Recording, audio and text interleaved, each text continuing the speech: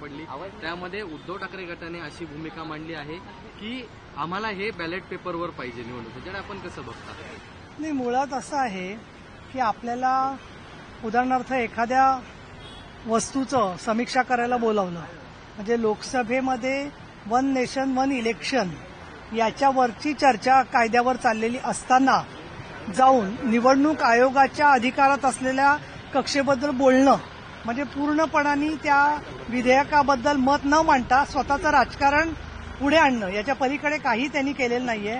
मुळामध्ये मी आपल्याला सांगू इच्छिते की वन नेशन वन इलेक्शन हा जो कायदा आहे तर तो कायदा प्रपोज करत असताना 82 याच्याबद्दलचं आर्टिकल बदलणं, आणखीन दोन्ही निवडणुका लोकसभा आणि विधानसभेच्या एकत्र घेणं हा एक विषय होता. दुसरा म्हणजे article 83 duration of the house of the parliament म्हणजे लोकसभेचं किती कालावधीचं असावं कार्यकाल आणि 172 म्हणजे विधानसभांचा कार्यकाल काय असावा याच्या संदर्भातली चर्चा होती. त्या चर्चेच्या मध्ये संपूर्णपणाने मुद्दे जे आले त्याच्यात मी स्वतः असं म्हणलं, पहिली गोष्ट की आमची जी शिवसेना आहे माननीय एकनाथजी शिंदे यांच्या नेतृत्वाखाली आम्ही काम करतो. त्याच्यात या कमिटीमध्ये खासदार श्रीकांत शिंदे सुद्धा आहेत आणि एकदम लोकसभा आणि विधानसभेच्या निवडणुका जर का पार पडल्या तर खर्च आटोक्यात राहील, आचारसंहितेचा कालावधी कमी असल्यामुळे विकास कामांमध्ये अडथळा येणार नाही आणि अगदी महत्वाचं म्हणजे नारी शक्ती वंदन विधेयक 2029 पासून लागू झाले असल्यामुळे जो आर्थिकदृष्ट्या बाहुबली नाहीये अशा उमेदवाराला काही वेळेला मुद्दामून पाडून टाकलं जातं. तर प्रत्येक पक्षाचे जे लोकसभा आणि विधानसभेचे उमेदवार असतील त्यांना दोघांना एकमेकाचं सहकार्याने काम करावं लागेल आणि त्याचा फायदा या 50% महिला आरक्षित होत आहेत त्यांचा सहभाग अजून चांगला होण्यासाठी म्हणून या कायद्याचा उपयोग होईल. दुसरं म्हणजे एकत्र निवडणुका झाल्यानंतर समजा दुर्दैवाने काही प्रश्न तयार झाले तर त्याच्यासाठी काय तोडगा काढायचा याच्याचवरती चर्चा आता माननीय मुख्यमंत्री आणि उपमुख्यमंत्र्यांशी चाललेली आहे. आणि तिसरं महत्वाचं म्हणजे स्थानिक स्वराज्य संस्थांच्या निवडणुका लोकसभा आणि विधानसभेच्या निवडणुका झाल्या एकाच वेळेला की 100 दिवसाच्या आत घ्यायच्या आहे. त्यामुळे याबद्दलची चुकीची माहिती पसरवण्याचं काम कोणी करू नये. याचा कायदा जो आहे त्या कायद्याच्या प्रती ज्या आहेत ते आमच्याकडे उपलब्ध आहेत.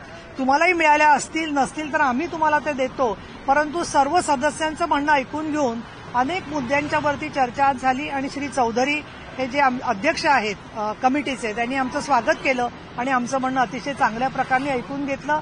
जनतेच्या दरबारामध्ये ज्यांना पसंतीची मोहर मिळाली नाही अशांनी रडीचा डाव म्हणून बॅलेट पेपरचा मुद्दा भलतीकडे काढला म्हणजे डोक्याच्या डॉक्टरकडे जाऊन नखाचं आजार दाखवणं असा प्रकार उभाठाणी केला. आता हे सगळं हिंदी तुम्ही करून घ्या ना.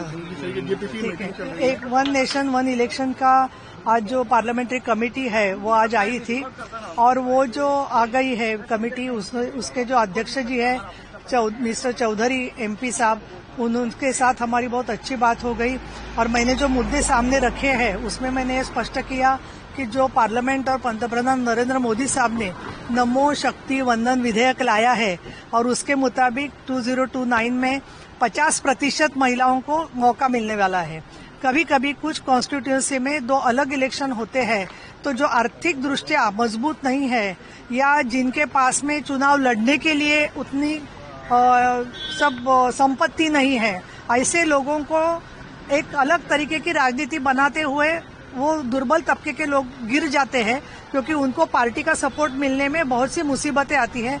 तो अभी जो पार्टी चाहती है पार्लियामेंट में जो लोग जाए और विधानसभा में जो लोग जाए उनको एक साथ एक दिल के साथ में चुनाव का कैंपेन करना आसान होगा जिसका फायदा महिलाओं की 50% भागीदारी को समृद्धि करने के लिए अच्छा करने के लिए फायदा होगा. जिसके मेरे मत का समर्थन बांसुरी स्वराज मैडम ने किया. उन्होंने कहा कि